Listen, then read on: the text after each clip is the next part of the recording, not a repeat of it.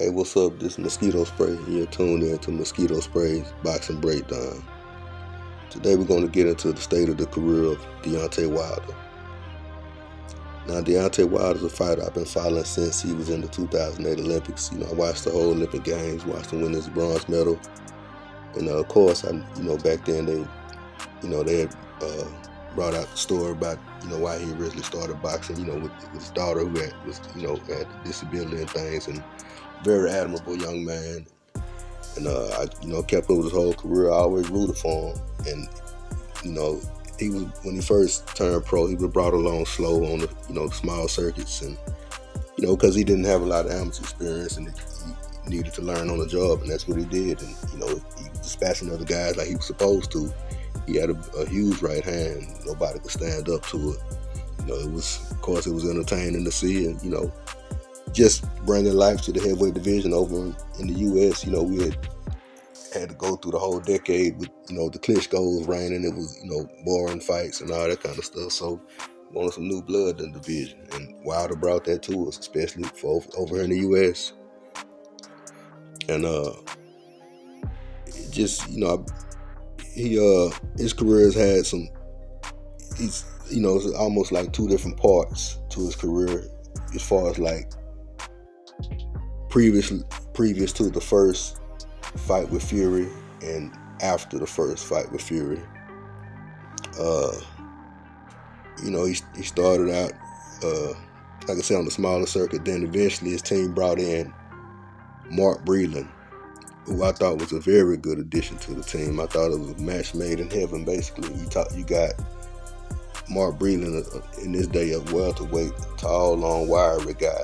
And I'm not sure about what the case is now, but I know at that time, Mark Breland was considered the greatest amateur in U.S. history. I believe his record was 119-1. And we're talking about, I know some people say 76, but I believe the 84 Olympic team was the best. You had Sweet Pea Whitaker, Mildred Taylor, Vander Holyfield, Mark Breland, and Mark, out of all these names, Mark Breland was the superstar of that team, bona fide. Of course, most of these guys won gold and they turned pro or whatever. But back on point, I thought, because Breland was a tall, rangy fighter who fought behind a good jab, good right hand. I thought it was perfect for Wilder. And, they went along, and Wilder eventually on January 17, 2015, became the heavyweight champion of the world, WBC, by beating Bermane Stiverne by decision. And he ended up running off 10 title defenses, which, now these are consecutive title defenses also. I got to state that, because 10 consecutive title defenses tied him with Muhammad Ali for 5th all time for the most consecutive title defenses in heavyweight history. So that is, something that he has achieved that needs to be, mentioned. And we're gonna break things down a little bit. You know how we do on this channel. So we're gonna coming into including the first Fury fight. Wilder started off his career with a record of 40 wins, no losses, 1 draw, which was the first Fury fight. 39 wins by way of knockout. His opponents had a combined record of 684 wins, 224 losses, and 27 draws, for a combined winner percentage of 73.16%. Now, after that first Fury fight, which ended in the draw, some people believe Jack Reese, who was the referee, should have waved Fury off when he fell because his eyes were closed or rolled in the back of his head or whatever. But nevertheless, he got up, and then some people believe that since Fury got up, he had done enough to win by decision. Nevertheless, the almanac says that they fought to a draw, so that's what it was. And then, so they, in between that fight, you had Fury, I believe, took 2 fights against Tom Schwartz and Otto Wallin. And he didn't, he stopped Tom Schwartz, Otto Wallin. He got a bad cut, and, it kind of turned to a rough fight, but he found a way to pull it out by decision. Wilder, meanwhile, destroyed Dominique Breazeale, destroyed Luis Ortiz in this second fight. So you fast forward to February 22nd, 2020, you can only imagine the shock and awe on my face sitting on the end of my couch watching Fury Wilder 2. I had no idea that fight was going to go like that, and I'm pretty sure there were a lot of people that agree with what I'm saying. That was the beginning of the second half of Wilder's career, where he went. So again, let's recap. Including the first Fury fight, Wilder had run off a record of 40 wins, no losses, 1 draw, 39 knockouts. His opponents had a combined winning percentage of 73.16%. Now, after the Fury fight, including the knockout victories over Dominic Breazeale and Luis Ortiz, Wilder's record was 3 wins, or has been 3 wins, 4 losses, no draws, all 3 wins by way of knockout. And out of his 4 losses, he's been stopped three times out of those 4 losses, and they've been some pretty bad knockouts. His opponents have had a combined record of 200 wins, 10 losses, 3 draws. That's a combined winning percentage of 93.90%. So his competition has stepped up. His record has suffered. And also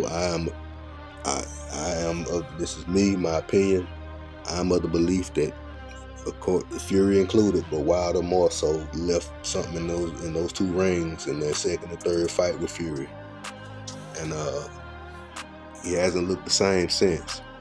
To me, it's even his game plan has been to move along the ropes and look for a right hand, and it didn't come, and it came against Robert Helenius. It didn't work any of these other 3 times since then, or whatever. In these other 3 fights with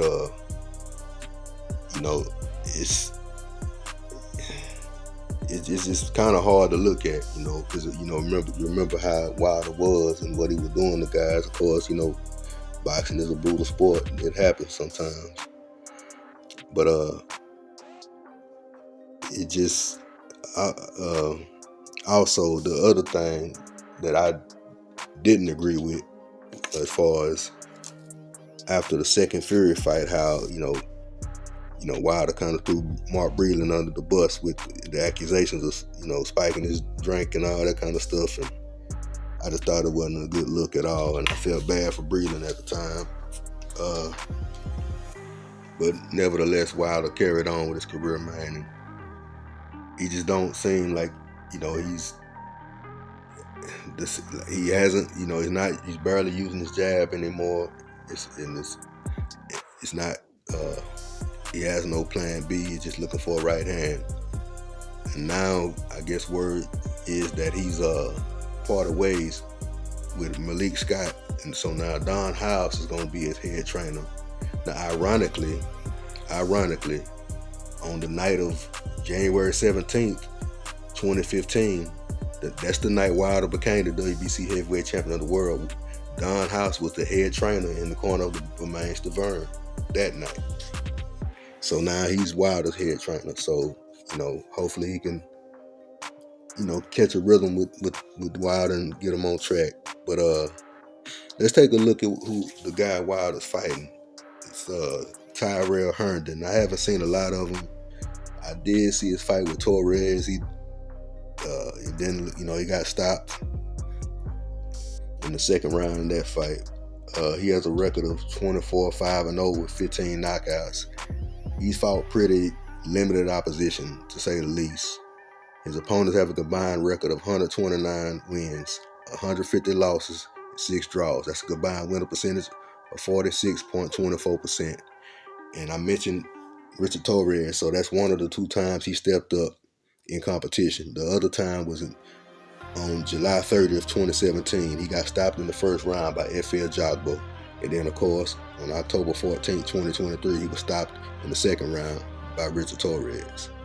So, what do I think about this fight? I mean, I guess in the regular world, Wilder should stop Tyrell Herndon. And I'll say this now, because like I said, it's not I don't think it's good to see Wilder, taking the punishment he's been taking in these last few fights. If he can't get past this guy, I hope that whoever's around him, that's close to him, that cares about this man, implores him to, hang up the gloves. He has nothing else to prove, and we fans appreciate what he done put out there for us. But if he does get past this guy, what could possibly be next? Maybe what I would be hoping for was we finally get that fight with him and Anthony Joshua that we didn't get, when they were both in their primes and undefeated and whatnot, and both world champions. But later is better than not at all. And pretty much it could be, they could maybe put 80,000 in Wembley Stadium and just make it a show for us, man. Just one last time for both of them, man, and just ride off into the sunset. Because, like I say, man, it's a brutal sport. You don't want to see these guys get hurt, and I know that's what they sign up for. That's what they choose to do and all that. But especially when you can see the effects of what these fights have done to these guys or whatever. But maybe Wilder could get past this guy like I think he should. We can get the Joshua fight, and then just see what's after that or whatever, or if that could be both their last fights possibly. But that's about all I got on that, man. Check out the fights and see how it go or whatever. And like I say, Wilder should pull through. If he can't get past this guy, he need to hang him up, man. But let me know what y'all think, man. I'm pretty sure everybody think Wilder will stop this guy tomorrow. What y'all want to see him do next? Should he hang it up? Should he try to get Joshua? What y'all want him to do? But let me know, man. I'm going to go and get out the way. I appreciate y'all. Like, comment, subscribe. Y'all take it light.